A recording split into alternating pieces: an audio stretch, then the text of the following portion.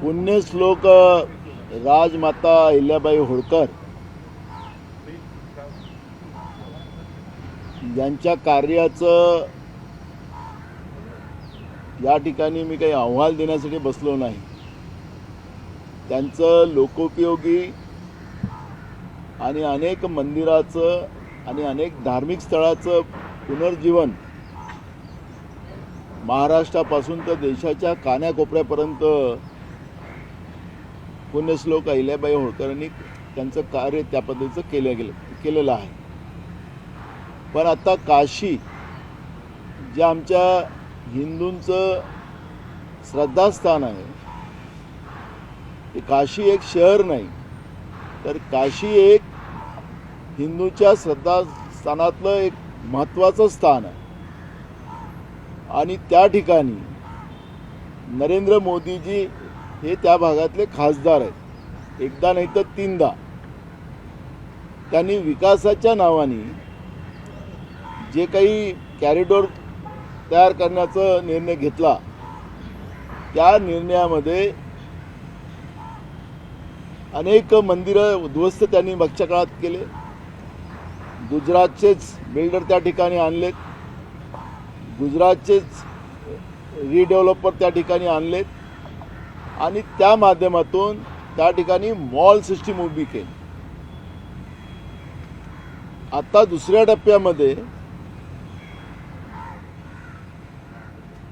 मणिकर्णिका या ठिकाणी, ज्या ठिकाणी देशातून नाहीतर विदेशातून अनेक लोकांना वाटतं की मला त्या ठिकाणी माझा अंतिम संस्कार व्हावा आणि त्या ठिकाणातून आम्हाला स्वर्ग मिळतं, अशा पद्धतीची एक भूमिका हिंदू श्रद्धेमध्ये आहे. त्याही स्थळाला योगी आणि मोदी या दोघांनी हिंदूचा बुरखा जो घातलेला आहे त्यांनी त्याही स्थळाला उद्ध्वस्त केलेला आहे. त्या ठिकाणी पुण्यश्लोक अहिल्यादेवी होळकरांचं मोठी प्रतिमा होती, ती प्रतिमा पण त्या ठिकाणी तोडली गेली आणि पुण्यश्लोक अहिल्याबाई माता होळकरांच्या परिवारातल्या लोकांनी तिथल्या राज्य सरकारला पत्र दिलं, पण ते ऐकलं गेलं नाही. आणि या माध्यमातून आमच्या भावना दुखवल्या गेलेल्या आहेत,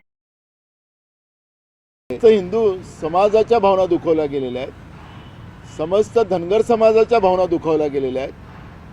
आणि मी परवा उत्तर प्रदेशचे मुख्यमंत्री योगी आदित्यनाथ जी यांचं प्रेस ऐकत होतो, ते म्हणत होते की असं कुठलंही कार्य त्या ठिकाणी झालेलं नाही, एआयच्या माध्यमातून त्या ठिकाणी चुकीचं फुटेजेस पाठवले जातात, अशा पद्धतीचं जात आहेत. पण वस्तुस्थिती त्या ठिकाणी म्हणजे स्वतः होळकर परिवारातली लोक त्या ठिकाणी गेलेत, तिथली परिस्थिती पाहिली, त्यांनी तिथल्या राज्य सरकारला पत्र दिलं आणि तरीसुद्धा योगी आदित्यनाथजी खोटे बोलतात आहेत. म्हणजे आता संताचा बुरखा घातलेला व्यक्तीसुद्धा खोटं बोलत आहे, अशा पद्धतीचं चित्र आहे. आणि म्हणून मी महाराष्ट्रातून उद्या काशीला जातो आहे. मी अहिल्याबाई होळकरांच्या महाराष्ट्रातून जातो आहे आणि त्या ठिकाणातली वस्तुस्थिती बघून मी आणि ज्या पद्धतीनं त्या ठिकाणी राजमाता अहिल्याबाई होळकरांच्या प्रतिमेचं उद्ध्वस्त करण्याचं काम केलं गेलेलं आहे, हिंदूच्या भावना दुखवल्या गेलेल्या आहेत, या सगळ्या भूमिकेला त्या ठिकाणी जाऊन आम्ही त्या ठिकाणी सरकारचा, योगी सरकारचा आणि मोदी सरकारचा निषेध करण्याचा आम्ही संकल्प घेतलेला आहे. उद्या मी सकाळी त्या ठिकाणी जाणार आहे आणि त्यासाठी मी आपल्या समोर आलेलो आहे.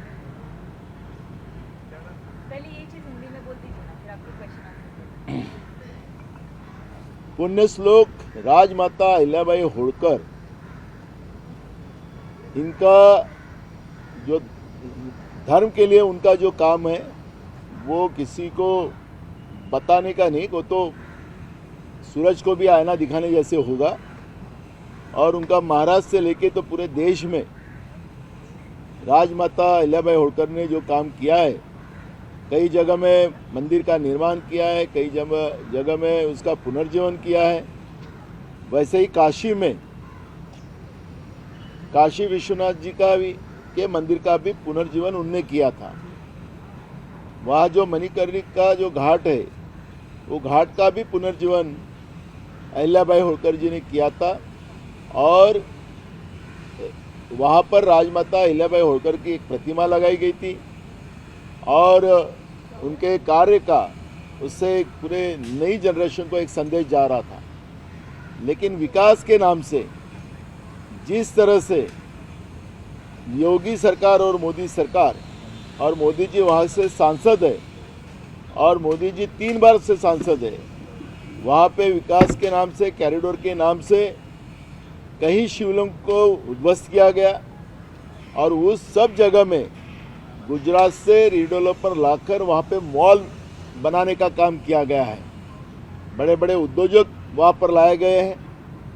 पर्यटन का स्थल पर्यटन का स्थल वहाँ पे बनाया जा रहा है। ये घाट को भी उन्हें उसी तरह उद्ध्वस्त किया है। वहाँ पे भी पर्यटन स्थल बनाने की उनकी सोच है। ये हमारे काशी सिर्फ शहर का नाम नहीं है, काशी ये हमारे हिंदुओं का श्रद्धा स्थान है।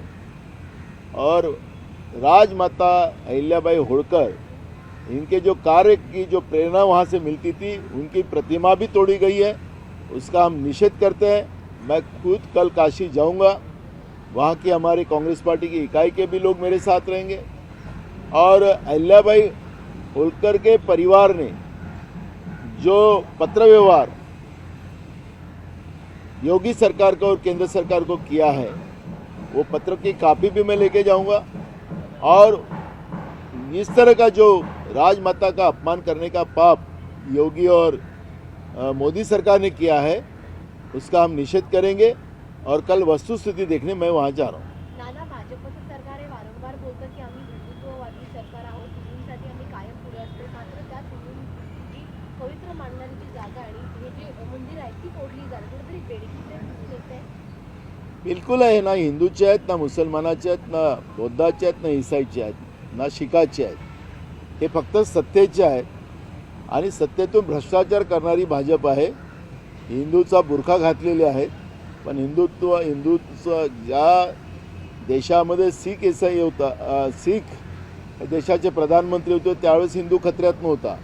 पण आता मोदी हिंदूचे प्रतीक म्हणून या देशाचे प्रधानमंत्री झालेत आणि आता देशात हिंदू खतरेमध्ये आहे, असं वल्गना करणाऱ्या हे जे हिंदुत्ववादी ज्या संघटना आहेत, आता त्यांना आम्ही काय बोलावं मला त्याच्यातलं हे करायचं नाही। पण या ठिकाणी ज्या पद्धतीनं पुण्यश्लोक राजमाता अहिल्याबाई होळकरांच्या प्रतिमेला तोडून जो महाराष्ट्राचाच नव्हे, महाराष्ट्रातल्या धनगर समाजाचाच नव्हे, तर संपूर्ण भारत देशातल्या हिंदूचा अपमान करण्याचं पाप या मोदी आणि योगी सरकारने केलेलं आहे। ही आमची भूमिका आहे। नाना, हल्ली महापालिका निवडणुका पार पडल्या आहेत। मुंबईमध्ये काँग्रेसला तर 24 नगरसेवक त्यांचे निवडून आहेत, परंतु पुन्हा एकदा भाजपने आकडा जो आहे व्यवस्थित तो गाठलाय। जवळपास 88 नगरसेवक निवडून आले। तुम्ही त्यानंतर पत्र देखील लिहिलं आहे की जे बॅलेटवर आहे त्या निवडणुका झाल्या पाहिजे। बघा, महानगरपालिकेचं मतदानाचं पर्सेंटेज आपण पाहिलात आणि निवडणूक आयोगाने या निवडणुका सुट्टीच्या दिवशी न घेता यांनी सोमवार मंगळवार जे ऑफिस डे असते त्या दिवशी घेतल्या, त्या दिवशी सुट्टी ठेवली आणि हे मतदानाचं पर्सेंटेज वाढावं या दृष्टिकोनातून प्रयत्न झाला। पण आपण पाहिलं की वोटर लिस्टमध्ये मोठ्या प्रमाणात गडबड झाली आणि म्हणून निवडणूक आयोगाला आम्ही सांगितलं की वोटर लिस्ट जी आहे ती पारदर्शक आपण करावी। जी शाई लावण्याचं काम होतं ती कशी पुसली जाते तुमच्या माध्यमातून आम्ही पाहिलं। आणि दुसरं महत्त्वाचं आहे की लोकांचा आता या ईव्हीएम मशीनवर जायचंच कशाला, हा जो अविश्वास मतदान प्रक्रियेवर जो झालेला आहे त्यासाठी अनेक राज्यात बॅलेटवर मतदान घेण्याची प्रक्रिया सुरू झालेली आहे. आणि म्हणून या पुरोगामी महाराष्ट्रामध्ये, शाहू फुले आंबेडकरांच्या महाराष्ट्रामध्ये, जिथं लोकशाहीला दिशा देण्याचं काम ज्या महाराष्ट्रात झालं, त्या महाराष्ट्रामध्ये जिल्हा परिषद आणि पंचायत समितीच्या निवडणूक आयोगाने आणि राज्य सरकारने त्या पद्धतीचा पुढाकार घ्यावा म्हणून मुख्यमंत्र्याला आम्ही दोघांनाही पत्र दिलेलं आहे. आणि ह्या ज्या महानगरपालिकेच्या निवडणुका आहेत त्याबद्दलचं अनेक लोकांमध्ये अजूनही संभ्रम चाललेलाच आहे. त्यामुळे कोण जिंकला कोण हारला हा नाही, आमचा मुद्दा एक आहे की जे लोकशाहीवर, मतदानाच्या प्रक्रियेवर जे जनतेचं अविश्वास निर्माण होत चाललेला आहे, त्या अविश्वासाला दूर करण्याचं काम निवडणूक आयोगाने बॅलेटवर मतदान करून करावं, असं आमची भूमिका आहे. दुसरीकडे बीएमसी मध्ये मराठी नगरसेवकांची संख्या कमी आहे. त्याच पार्श्वभूमीवर पालघरमध्येही जे सरकारकडून, शासनाकडून जी नोटिसा निघत आहेत त्या आता गुजरातीमधून निघाल्या आहेत. एकीकडे इकडे बीएमसी मध्ये मराठी संख्या जास्त, दुसरीकडे गुजरातीची नोटीस काढणार. कुठे ना कुठे असं वाटतं की ते महाराष्ट्राचं गुजरातीकरण व्हायला सुरुवात झाली. मी तुम्हाला हा विषय जेव्हा प्रदेशाध्यक्ष असताना मी त्याच वेळेस मांडलेला होता, त्यानंतर मग अनेक राजकीय पक्षाच्या नेत्यांनी मांडलेला आहे. मुंबई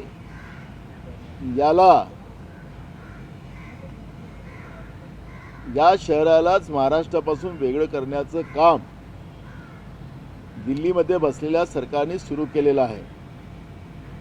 हे शहर उद्याच्या काळात हे केंद्रशासित झालं तर हे नाविन्य ठरणार नाही. त्या पद्धतीचा घाट केंद्र सरकारने रचलेला आहे. आर्टिकल 3 प्रमाणे केंद्र सरकारला त्याचे अधिकार आहेत. आता महानगरपालिका आपल्या ताब्यात घेऊन त्या पद्धतीचं एक व्यवस्था मुंबईला महाराष्ट्रामधून वेगळं करण्याचं काम त्यांनी सुरू केलेलं आहे. आणि मी हे सांगतो, आरोप नाही आहे, ही वस्तुस्थिती येणाऱ्या दिवसात आपल्याला पाहायला मिळणार आहे. राहिलं पालघरमध्ये, ते गुजराती प्रेम आपल्याला या ठिकाणी पाहायला मिळते. राज्यातलं सरकार हे गुजरात धार्जनी आहे, हे आम्ही कालपर्यंत सांगत होतो. आता त्याची वस्तुस्थिती आपल्याला पाहायला मिळते आहे की आमच्या पालघर जिल्ह्यात ज्या पद्धतीनं शेतकऱ्यांना गुजराती भाषेमध्ये नोटीस दिल्या जातात आहेत, याचाच अर्थ एकीकडे मराठी भाषेला अविभाज्य दर्जा देणं आणि एकीकडे मराठीचा अपमान करण्याचं पाप केंद्र आणि राज्य सरकार करताना आपण पाहतो आहे. आणि म्हणून या निमित्तानं मराठी भाषिकांनाच उद्ध्वस्त करण्याचं पाप हे महाराष्ट्रातलं आणि केंद्रातलं सरकार करते आहे. त्याचंच आपल्याला दर्शन आत्ता पालघर जिल्ह्यामध्ये होते आहे. नाना, मुंबईमध्ये आता बिहार भवन सुरू होणार आहे. जेव्हा तुमचं म्हणजे महाविकास आघाडीचं सरकार होतं तेव्हा मराठी भाषा भवन उभं करण्यासाठी देखील तुम्ही पुढाकार घेतला होता, मात्र ते काही अजून झाले नाहीये. परंतु आता बिहार भवन मुंबईत सुरू होणार आहे. बघा, अनेक राज्यांचे भवन आपल्या मुंबई शहरामध्ये आपल्याला पाहायला मिळत आहे. मुंबई हे देशाची आर्थिक राजधानी आहे. मुंबईवर महाराष्ट्राचा तर अधिकार पूर्णच आहे, त्याला कोणी तोडू शकत नाही. पण जेव्हा हे देशाची आर्थिक राजधानी असताना या मुंबईमध्ये आणि महाराष्ट्रामध्ये उद्योग येण्याच्या दृष्टिकोनातून आणि या राज्यामध्ये मोठ्या प्रमाणात लागत लागली पाहिजे आणि उद्योगाला त्या पद्धतीची दिशा मिळाली पाहिजे, हा दृष्टिकोन ठेवून या मुंबई शहरामध्ये अनेक राज्यांचे भवन इथं आहेत. हे काही नवीन पहिल्यांदा बिहार राज्याचं बनतं हे नाही, हे पहिल्यांदा काही असं काही होत आहे असं तर आपल्याला म्हणता येणार नाही. पण हे जे नकली प्रेम महाराष्ट्रावर दाखवण्याचं काम महाराष्ट्रातले राज्यकर्ते करतात आणि त्याचा परिणाम अनेक राज्यात आणि आपण जे धर्माच्या नावाने जे तेढ निर्माण करणारी व्यवस्था राज्यकर्त्यामध्ये बसलेली आहे त्याचे परिणाम जागतिक पातळीवरही आपल्याला पाहायला मिळते. म्हणजे एकीकडे शाहरुख खाननी पश्चिम बंगालचा खेळाडू म्हणजे बांगलादेशातला खेळाडू त्याला आपल्या टीममध्ये घेतलं तर त्याचा आपल्या देशातल्या राज्यकर्त्यांच्याच माध्यमातून विरोध झाला आणि त्याच देशाच्या पळकुट्या प्रधानमंत्री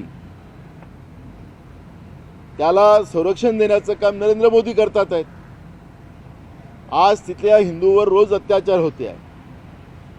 आता त्या हिंदूवर अत्याचार होत आहे तर हे काय चाललेत का आता ज्यांनी धर्मावर प्रेम दाखवून तिथं तेढ निर्माण करतात आहे जागतिक पातळीवर ज्या पद्धतीनं आज आपल्या देशातले त्यांना माहिती नसेल म्हणून मी सांगतो की 10 कोटी भारतीय आज जगाच्या अनेक भागामध्ये आहेत आणि या पद्धतीनं जो तेढ धार्मिक निर्माण करून जागतिक पातळीवर जो मेसेज देण्याचं काम केलं जाते त्यामुळे 10 कोटी लोकांचा जीव धोक्यात जागतिक पातळीवर आपल्याला पाहायला मिळते.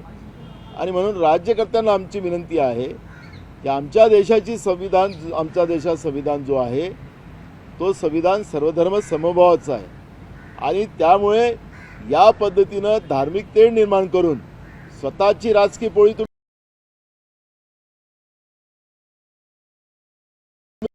जागतिक पातळीवर त्यांची अवस्था काय होते आहे. म्हणजे एकीकडे देशामध्ये हिंदूवर अन्याय झालेत, शेतकरी रोज आत्महत्या करतात आहेत, बेरोजगार आत्महत्या करतात आहेत, तर ते हिंदूच आहेत तर ते रोज आत्महत्या केलं तर चालतात. पण या पद्धतीचं वेगळं जे प्रेम दाखवायचं आणि आपली राजकीय पोळी शेकायची हे या देशात चालणार नाही, या राज्यात चालणार नाही. पुन्हा एकदा हॉटेल पॉलिटिक्स पाहायला मिळत आहे. एकनाथ शिंदे यांनी आपल्या नगरसेवकांना म्हणजे अख्तर सोडलंय परंतु 3 दिवस हॉटेलमध्ये ठेवलं होतं. भीती आहे का एकनाथ शिंदेंना? अजून तर तुम्हाला आम्ही मागेच सांगितलं होतं की अजित पवार आणि एकनाथ शिंदे यांचा गेम भाजप करणार हे मागेच सांगितलं होतं. अजून खूप खेळ आहे. आता तुम्ही अजून जवळ आता काही जास्त दिवस नाही आहे. हे तुम्हाला येत्या आठवड्यातच हे सगळं खेळ चालला जाईल. आता आपल्या राज्याचे मुख्यमंत्री दाऊसमध्ये आहेत. आता किती आपल्या राज्यातले उद्योगपती तिकडे गेले आणि त्यांना तिकडे आणणार मग ते त्याचं चालला खेळ उद्योग ते येत आहे काय मी सांगत आहे. पण दिल्लीवरून मुख्यमंत्र्याला आदेश चाललेला आहे की मुंबईचा महापौर भाजपच होणार आहे आणि त्याच्यामध्ये कोणाचं ऐकलं जाणार वगैरे आता मी तुमच्या पेपर आणि माध्यमात ऐकतो आहे. पण अजून मोठे गेम होणार आहेत. महाराष्ट्राच्या राजकारणामध्ये येत्या 8 दिवसात खूप उलटफेर होणार आहेत आणि मी तुम्हाला अजून सांगतो आहे की महाराष्ट्रातल्या जनतेला काँग्रेसची सत्ता पाहिजे अशा पद्धतीचं वातावरण आहे. फक्त यांनी बॅलेटवर मतदान घ्यावं, बाकीचं मग तुम्हाला लोक बरोबर करणार आहे. शिवसेना आणि भाजपने एकत्र निवडणूक लढवली मात्र आता शिवसेनेचे जे पराभूत उमेदवार आहेत सदानंद सरवणकर यांचे सुपुत्र समाधान सरवणकर त्यांनी थेट भाजपवरच आरोप केला की त्यांनी आम्हाला हरवलं.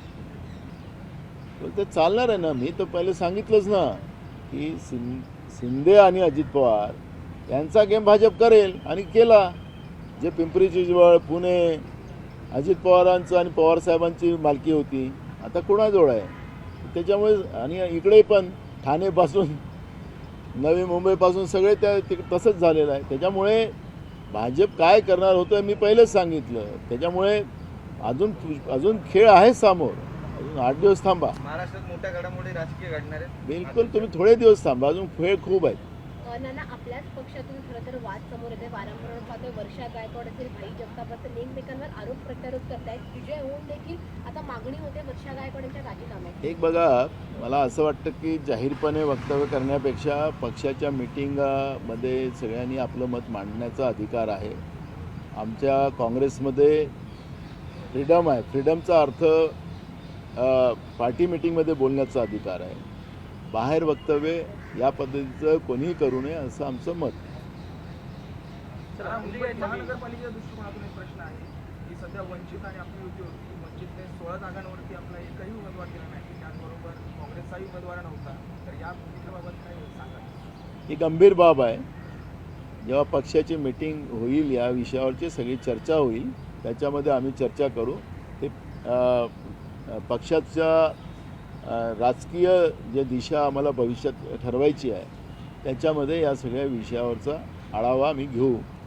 आत्ता हे अलायन्स झालेलं होतं का उभं नाही झालं काय नाही त्याच्यावरची चर्चा आत्ता करण्याचं काही कारण नाही. सर नितीन नवीन राष्ट्रीय अध्यक्ष झालेत. वंचित बहुजन आघाडी बीजेपीचे नवीन राष्ट्रीय अध्यक्ष झालेले आहेत आणि महाराष्ट्रातले बरेचसे आमदार आज दिल्लीमध्ये आहेत.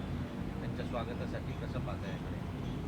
नवीन आणि नवीन नितीन नवीन आणि ते सांगतो नवीन आणि नवीन राष्ट्रीय अध्यक्ष भारतीय जनता पार्टी झाले त्याला आमच्या शुभेच्छाच आहे. पण नड्डांनी जसं संघाची आम्हाला गरज नाही असं सांगितलं होतं, आता नवीननी त्याच्यावर नवीन अध्यक्षांनी आपली प्रतिक्रिया व्यक्त करावी एवढंच आमची अपेक्षा. नाही नाना मुद्दा असा आहे त्याच्यामध्ये 52 वय वर्ष असलेले नितीन गडकरी जेव्हा अध्यक्ष झाले होते, जेव्हा तुम्ही खासदार होता तेव्हा, आता 45 वय वर्ष झालंय भाजपाचं, तेव्हा 45 वर्षीय आता प्रधानमंत्री पण तसंच नवीन आपल्या राष्ट्रीय अध्यक्षासारखा तरुण करावा असं भाजपला काही तशा पद्धतीची सद्बुद्धी यावं अशी अपेक्षा. मी काय म्हटलं तुम्हाला सांगितलं आत्ताच करावं ना. जसं नड्डा होते नड्डांना काढून तरुण राष्ट्रीय अध्यक्ष केला तसं आता बदलून तरुण अध्यक्ष प्रधानमंत्री करावं अशा सदिच्छा.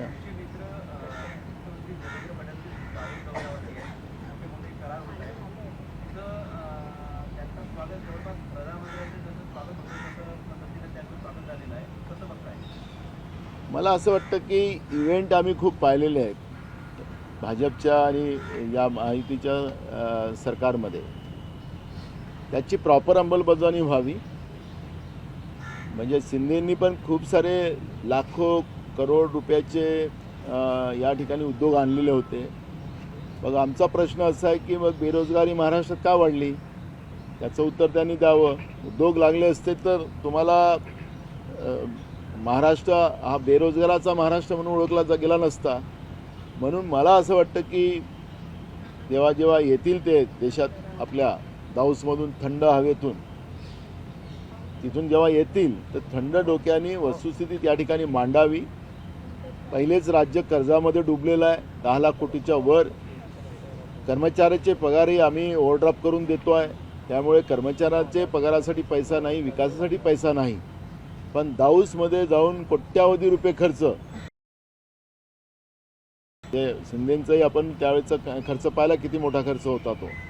त्यामुळे कोट्यावधी रुपये जे खर्च करून जेव्हा येतील जनतेचे त्यावेळेस महाराष्ट्रामध्ये मोठ्या प्रमाणात उद्योग यावे हीच अपेक्षा आमची. सत्कार आणि इव्हेंट याच्यावर आमचं लक्ष नाही, कारण की जनतेच्या पैशाची लूट की मुख्यमंत्री असतील ते करतातच आहेत.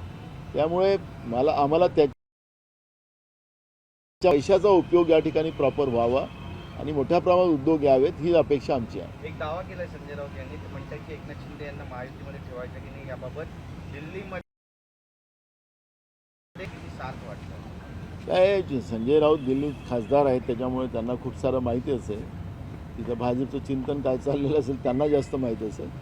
पण मी तुम्हाला मगाशी सांगितलं की येत्या 8-10 दिवस या 2-4-8 दिवसात मोठ्या घडामोडी महाराष्ट्राच्या राजकारणात पाहायला मिळतील असं आम्हाला वाटतं आहे. कारण की जे खलबत्ते चाललेले आहेत सत्ता पक्षामध्ये त्यामुळे खलबत्ते किती दाऊसून आल्यावरून आताकडे दाऊसवरून त्यामुळे दाऊस आणि दिल्ली आणि या 2 ठिकाणी जे चाललेले आहेत मध्ये तर त्याच्यामध्ये काय खेळ आता येऊन मुंबईमध्ये काय होणार तर त्यामध्ये आपल्याला कळेल त्याच्यावर.